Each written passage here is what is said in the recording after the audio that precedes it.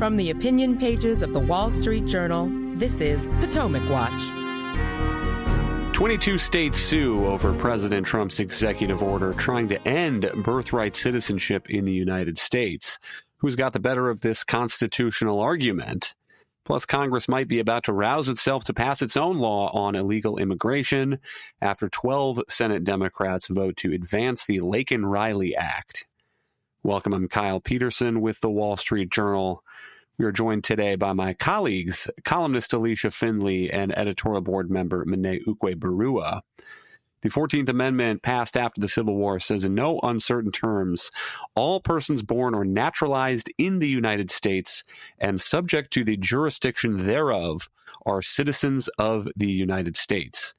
On Monday, President Trump signed an executive order pointing to that limiting phrase, subject to the jurisdiction thereof. The policy of his new administration, he says, is that if someone's parents are illegally in the United States or not permanent residents, if they're here, for instance, on work visas or on student visas, then his administration, no department or agency of the United States government, it says, shall issue documents recognizing United States citizenship. Let's start with Trump on Monday. This is him signing this executive order. Birthright. That's a big one.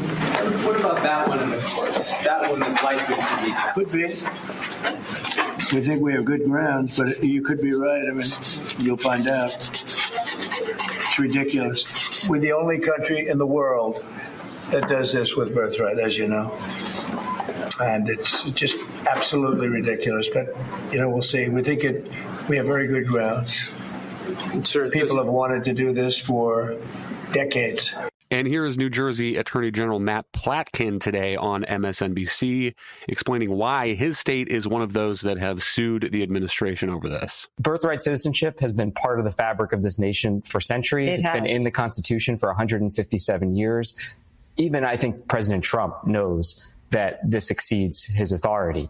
And we're going to have the court say that, and I am confident that this order will never come into effect. This is a legal problem. We're going to win in the courts, but we got to make sure people understand how extreme this is. When we talk about the rule of law, this isn't an abstract concept. It's whether or not a president can write out a 157-year-old provision in the Constitution with a stroke of a pen.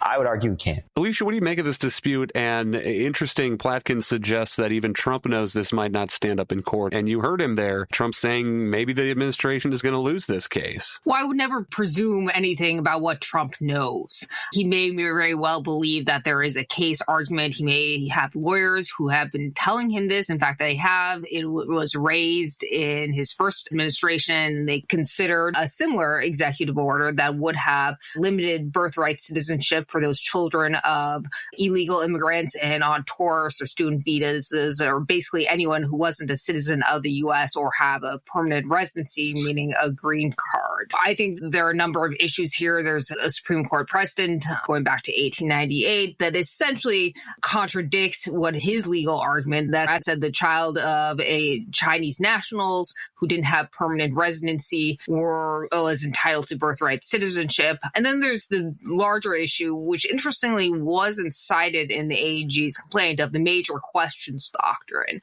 which requires that when there is a politically or economically significant action, that Congress needs to expressly provide express authorization. I don't think the term, quote unquote, under the jurisdiction of is actually all that vague, but the administration is purporting to interpret it in a way that departs from more than 100 years of precedent. When it is doing that, I think that raises the major questions doctrine under the Supreme Court's precedents. A couple thoughts here. One is that my understanding is that Trump is not right when he says that the United States is the only country that has birthright citizenship. A few years ago, the Law Library of Congress did a report. There's a nice map you can find online. And most of what they used to call the New World, it says, has some kind of birthright citizenship. Canada, the United States, Mexico, Brazil, most of South America, and then most of the Old World does not. And that makes some sense sense if you think about the way that North and South America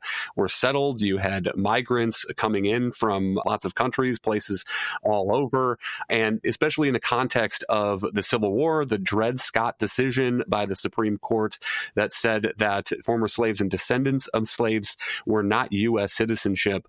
That, I think, is why Congress passed this language in the 14th Amendment, trying to clear all that up and saying, in essence, if you're born here, if you're subject to United States jurisdiction, then you are a citizen by birth. And Monet, that is essentially what the Supreme Court said in this 1898 case, Wong Kim Ark. The couple of exceptions, the things that I think Congress had in mind when it was excluding people not subject to U.S. jurisdiction, one obvious one is foreign diplomats. Another one that the Supreme Court cited is if there was an invading army occupying United States territory, that would not count. And then at the time, Native American tribes, which were under their own sovereignty in some parts of the U.S. territory. Right. I think that there's a reason why this question hasn't been reconsidered by the Supreme Court for more than a century, and it's because the Wong case was considered to be quite clear in granting birthright citizenship to anyone born in the United States, regardless of their parents' nationality, with only a few narrow exceptions that you mentioned. From the perspective of Trump's legal team, they are trying to read a little bit of nuance into that decision, in the sense that they believe that Wong's parents, this Chinese ethnic person who was excluded from the United States under the Chinese Exclusion Act, but then later found to be a citizen, his parents were long-term residents of the United States, and there was no legal provision saying that they had entered illegally. Trump's team is trying to say the Supreme Court has never said that people who are born to illegal immigrants are subject to the jurisdiction of the United States. I do think that if you look at the text of the executive order, that should mean that people who are in the United States under temporary visas, like being students or an H-1B visa working for a company, should still be eligible for birthright citizenship for their children, because if they've been processed by the federal government and allowed to enter the country through a legal process, it's very difficult to say that they aren't subject to the jurisdiction of the United States. But with the narrower question of the children of illegal immigrants, I think Trump's team would say that there's nothing definitively saying that their children should be considered to be subject to United States law. But more broadly, I think that people do consider this to be a relatively settled question. There was a recent poll from AP NORC, which surveys American public opinion about a variety of different questions, and they found that a majority, a slim one, but a majority, 51%, oppose making any change to the longstanding practice of granting birthright citizenship to anyone born in the United States. And about 28% said that they would like to see that changed. So most Americans have taken this for granted, believe that people born in this country are entitled to be citizens. My bet would be that the share in favor of preserving birthright citizenship actually has fallen, in the sense that we have seen unprecedented numbers of people crossing the border and a lot of people rethinking immigration law, border enforcement, and questions of that kind. And that's probably what Trump is responding to when he says it's ridiculous and we need to revisit it. But I think both the law and public opinion, at least for now, lean strongly in favor of keeping birthright citizenship laws as they currently exist. Hang tight. We'll be right back. Welcome back. To drill down on those distinctions that Monet is making about the precedent here. So this is from a Congressional Research Service report on birthright citizenship from a few years ago. It says that Wong Kim Ark involved a man born in the United States to parents who were Chinese nationals. The parents were ineligible to naturalize under the law of that time, but they had established permanent domicile and residence in the United States. And Alicia, maybe that's what the Trump lawyers are thinking saying is that there are some distinctions to be drawn. Of course, all of this took place before the era of modern immigration laws like we have right now. For much of the country's early history, the frontier was pretty open to those who wanted to come and settle there. On the other hand, this Supreme Court decision looks pretty clearly on point to my eye. I'll read a couple lines from it. It says the 14th Amendment affirms the ancient and fundamental rule of citizenship by birth within the territory. It also says the amendment in clear words and manifest intent includes the children born within the territory of the United States of all other persons of whatever race or color domiciled within the United States. Every citizen or subject of another country while domiciled here is within the allegiance and protection and consequently subject to the jurisdiction of the United States. So, Alicia, I'm not so sure that they are going to get the appeals courts or even the Supreme Court here to buy that they can uphold this executive order that Trump is trying to issue, these orders that he is giving to his administrative agencies without overturning that precedent. Right. And I would imagine that this is going to be enjoined immediately, probably within the next day or two, because of the strong reliance interests.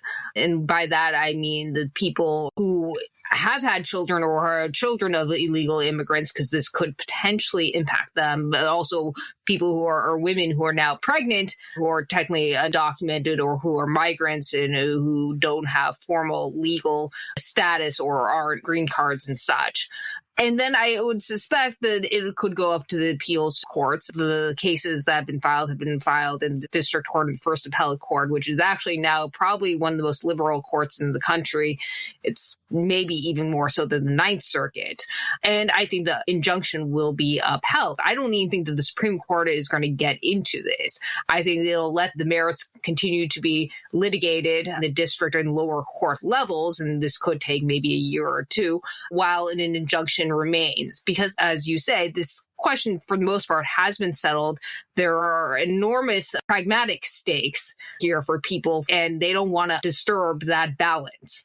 I think Trump is acting in part intending to send a message of deterrence.